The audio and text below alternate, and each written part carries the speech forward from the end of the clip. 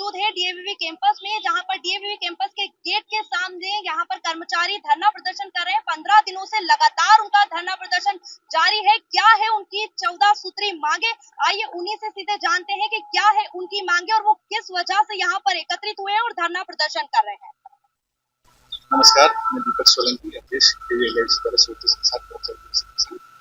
हमारे संगठन द्वारा कर्मचारी की मांगों को लेकर विगत 16 अप्रैल को विश्वविद्यालय को एक ज्ञापन सौंपा था। ज्ञापन में 14 सूत्री मांगे थी, जो कर्मचारी की न्यूनतम वेतन से रिलेटेड थी, संविदा कर्मचारी के वेतन निर्धारण से संबंधित है, कर्मचारी के आवास से संबंधित है, ऐसी ग्रेजुएटी जो कर्मचारी दिवंगत हो चुके हैं उनके परिवार को ग्रेजुएटी प्रदान किया जाना है, भवन निर्माण किया जाना है। ऐसी 14 सूत्री मांगे को लेकर हम ये आज आंदोलन कर रहे हैं यहाँ पे, और 15 दिन हो चुके हैं हमें। विश्वविद्यालय अपनी हठधर्मिता धारे हुए कर्मचारी का शोषण निरंतर कर रहा है, कर्मचारी को मिनिमम वेजेस नहीं दे रहा है।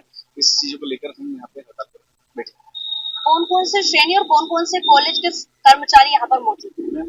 तक्षशिला परिसर के समस्त कर्मचारी जो हैं, यूटीडी के अंदर जितने भी विभाग हैं, आईटी, आईएमएस, आईआईपीएस, कंप्यूटर साइंस, सभी विभागों के कर्मचारी यहाँ पे एकत्रित हुए हैं और सभी निरंतर अपनी मांगों को लेकर प्रयास कर रहे हैं कि ये मांगे जल्द से जल्द पूरी हो।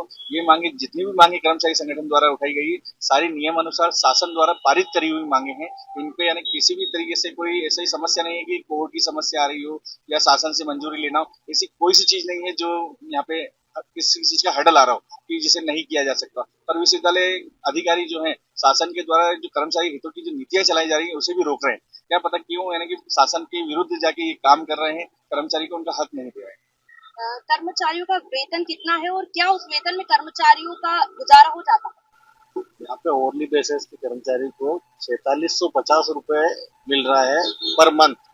वो बेचारे 4650 में पूरा जीवन यापन कैसे करते हैं, क्या करते हैं, ये तो वो ही जानते हैं। क्योंकि कई लोगों को दूसरी नौकरियां भी करनी पड़ती होगी, रात में करते होंगे, नाइट ड्यूटी वगैरह। और बहुत सारे कर्मचारी जो ऐसे हैं जो दैनिक वेतन भोगी कर्मचारी हैं, उन लोग का भी कोई वो नहीं है। और उसके साथ बाकी जो है, जो सभी कर्मचारी से महंगाई के इस दौर में 4000 जो आप 4000 के ऊपर जो सैलरी बता रहे हो, उसमें किस तरीके से गुजारा हो पाएगा? 4750 रुपए तनख्वाह मिलना ये एक सबसे दुर्भाग्य है, जो कि उनको डबल बेंच का हुआ, हाईकोर्ट से हुआ है ऑर्डर, लोअर वहाँ पे भी हुआ ऑर्डर लेबर कोर्ट से। उसके बाद भी नैवेल्य विश्वविद्यालय मिनिमम वेज देने को राजी नहीं हो पा रहा है।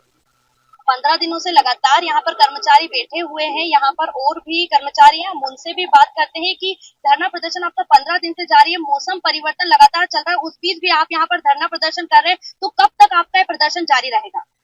ये बात सही है कि जब से हमने धरना प्रदर्शन शुरू करा है, मौसम काफी विपरीत रहा है। कई बार बारिश की वजह से हमारे टैंक को क्षति पहुंची है।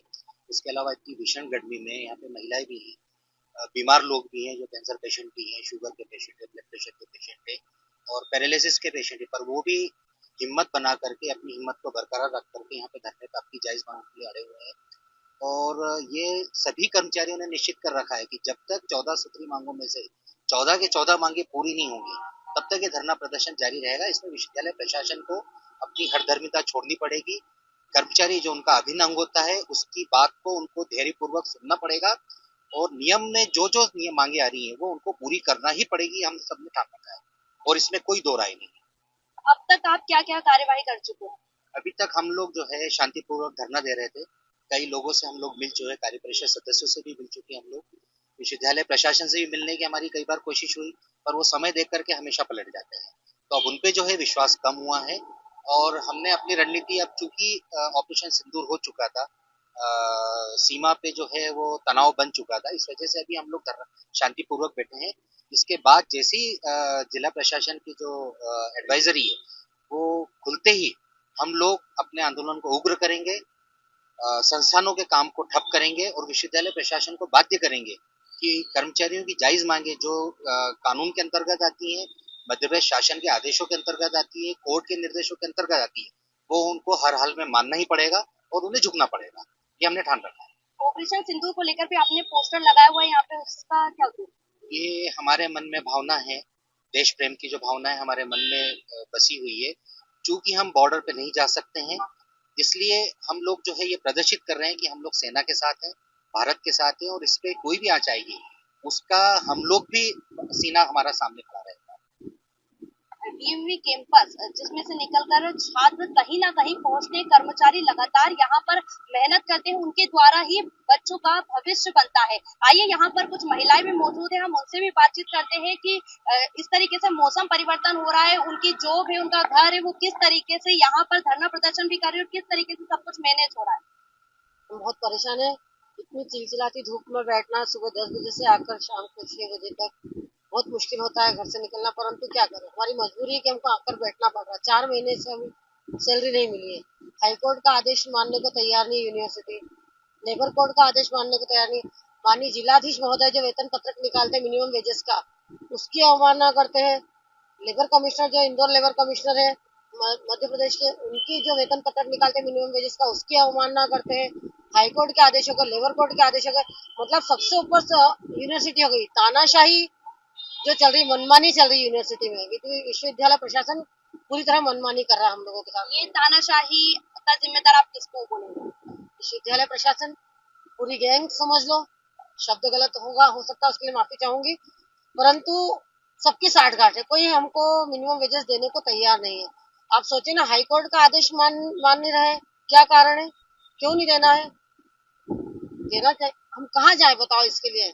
हम इस तरह न बैठने को हमको मजबूर कर दिया इन लोगों ने। हमारे घर में हम उधार ले लेके घर चला रहे 4 महीनों से। हम कितने महीनों से आपको सैलरी नहीं मिली है और कितनी सैलरी आपको मिलती है, क्या उसमें गुजारा होता है? हमको मुश्किल से कट पिट के 6,500 लगभग सैलरी आती है, हमारे साथियों को 4,500 रुपए आती है। इतनी कम सैलरी में बोलो किस तरह सर्वाइव किया जाए? क्या तो फीस भरी जाए बच्चों की, क्या राशन पानी लाया जाए घर में, किस तरह महिलाएं घर चलाए? कितनी दिक्कतें आती है हमको। मतलब यूनिवर्सिटी की पूरी तरह तानाशाही है और हम मजबूर है यहाँ करने के लिए, क्योंकि हम और कहीं जा भी नहीं सकते ना। हमको कह दिया जाता है आप कहीं और सर्विस कर लो, मगर बताओ अब आधी उम्र निकल जाने के बाद महिला कहाँ जाके नौकरी करेगी, कहाँ पर जाएंगे? हमने आधा जीवन तो आपके यहाँ दे दिया, लगभग 20 वर्ष होने आ गए हमको यहाँ पर, और आप हमको बोल देते कहीं और ढूंढ लो, कैसे जाए? हमारी तो सीनियरिटी खत्म होती ना। हमको विशेष ने ऑफर दिया कि हम आपको नए सिरे से आपको ले लेते, आप 10 साल पूरा कर लो, हम आपको फिर से स्थायी कर्मी कर देंगे 10 साल बाद। परंतु यूनिवर्सिटी के इतने सारे आदेश निकलते हैं कर्मचारी हित के, एक भी कर्मचारी हित का जो आदेश होता है वो हमारे लिए लागू नहीं किया जाता। क्यों? क्या हम इंसान नहीं है? हमारे लिए कोई आवाज उठाने को तैयार नहीं, इसलिए हम यहाँ पर बैठे मजबूर होकर। मैम, आप कौन से डिपार्टमेंट से और आपकी क्या मुख्य मांगे हैं और ये धरना प्रदर्शन कब तक जारी रखेंगे?